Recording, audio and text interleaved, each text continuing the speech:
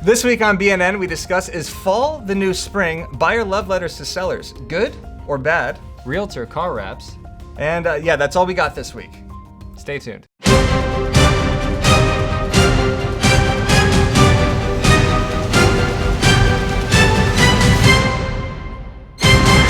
Welcome to BNN, the Broke News Network. I'm your host, Eric Simon, aka Ben Fisher, because I am the show. And I'm actually Ben Fisher. So we're doing nicknames again, huh, Eric? Yeah, I figured it was a fun aspect of the show. Sure. Why not, right? Why not? Anyway, Ben, I got a question. What do you want? This is the question that's been on every realtor's lips the last couple of weeks. Their lips or their minds? It doesn't really matter. Is fall the new spring, right? Because last time I checked, it's September, but baseball kind of feels like it just started. We're like, 50 games in, and I've only sold one house. So are we back in April? What's going on here? Yeah, it sounds about right. Well, home sales have hit 2006 levels, with the median home sales up about 12% from last year.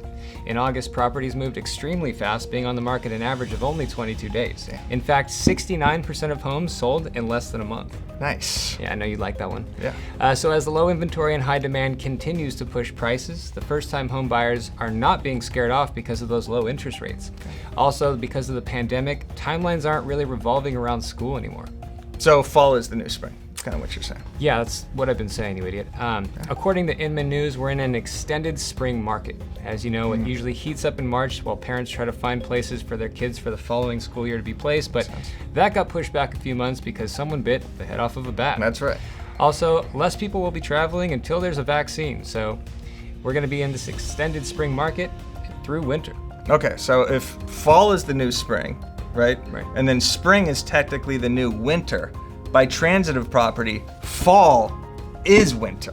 Transitive property.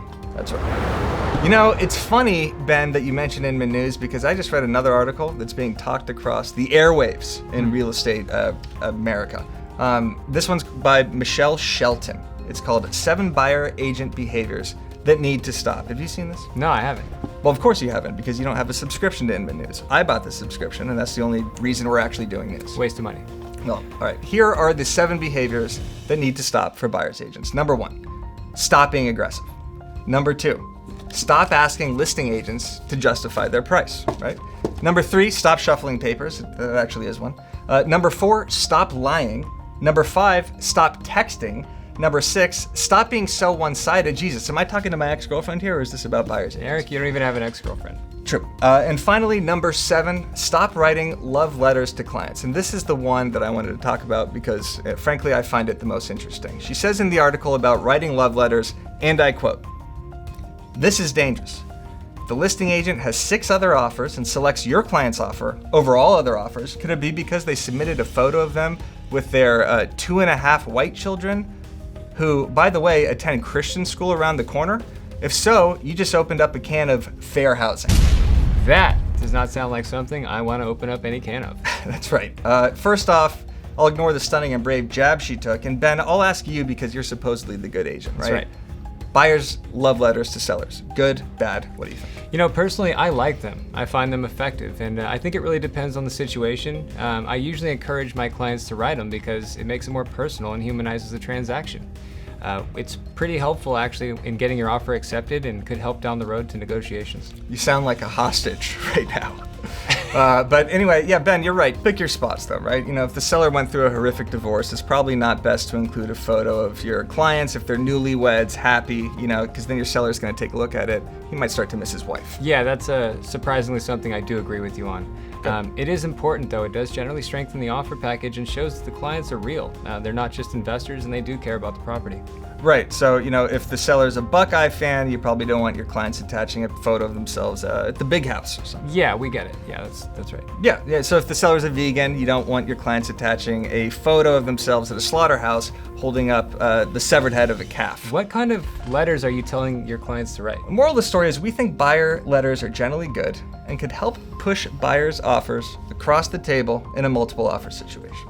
Yeah, ultimately, most seller decisions come down to price, but sometimes it does appeal to the emotions. Yeah. I am wondering, though, is it an FHA violation, for example, if my buyers are Jewish? I'm Jewish, by the way. But if my buyers are Jewish, they see that the seller has a mezuzah on his door, her door, they're also Jewish, okay. And they say, hey, I cannot wait to live in your home. I see myself raising my family there. I see myself, hosting the bris of my child in the tub in the master. That specific scenario is probably a terrible idea.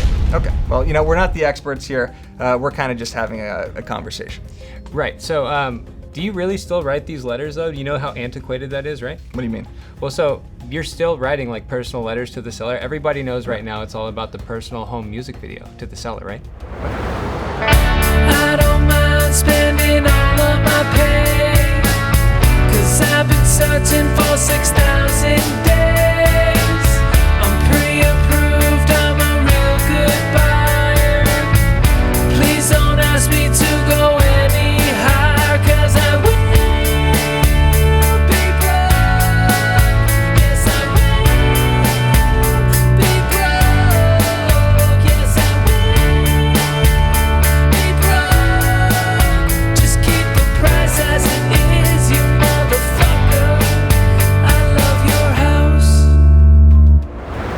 So Eric, we're gonna do a slightly new segment this week where we Okay. cover an action that real estate agents do, and we ask the folks at home whether it is cringe or not. So the same segment we've been doing every week, except we just added or not, right? Correct. So what do you have for us this week? All right, this week in Cringe or Not, we have a topic that was covered in Inman News, of course, and it's called car wrap advertising for agents, yay or nay. So I guess it's their version of Cringe or Not. Ben, did you read this? Yeah, I did. So apparently Wow. some vehicles are being wrapped with a very large decal that's applied directly to their paint on the car or the truck. On it, the agents have been plastering their photo and phone number and branding. Inman lists a whole list of perks actually for this. Perks? Yeah, they say there's no risk of sharing advertising space with other agents as well, which is ridiculous in itself. Yep. The prime placement keeps you top of mind when you drive around town. Also, apparently, it's only a couple grand and it's doable in one day. Yeah, okay. Well, the fact that this article was even written is pretty worrisome to me. This is obviously as cringe as it gets. I mean, you couldn't pay me $2,000 a month to have my own real estate business advertise on my own car. Maybe you could pay me to have somebody else's, because that would make that person look bad. I mean, I know the goal is to stay top of mind, but this is definitely staying top of mind in the worst way possible. Right. I mean, honestly, if you see someone with a car decal or their own headshot or phone number on their car, do you think that person is cool? Do you think that person is someone you want to do business with? No. I certainly don't. No, I don't. Yeah, in fact, I would go as far as saying as you're probably hurting your business doing this, because everyone around town's going to see your car and they're going to hate you. I'd go as far as calling it anti-advertising. Hey, actually. that's good, actually, Yeah, Ben. thanks. Can you imagine picking up a girl in your Remax mobile? I mean, she's already on the fence with you because she saw that you're a realtor on Hinge, because why would anyone want to actually date a realtor, I guess? And then you show up with your DRE number on the muffler. No thanks. Yeah, that's as cringe as it gets, and I think anyone that does this should have their license revoked. I completely agree. That's going to be a wrap for us this week, folks. Thanks for watching on BNN. I'm your host, Ben Fisher. And I'm also Ben Fisher.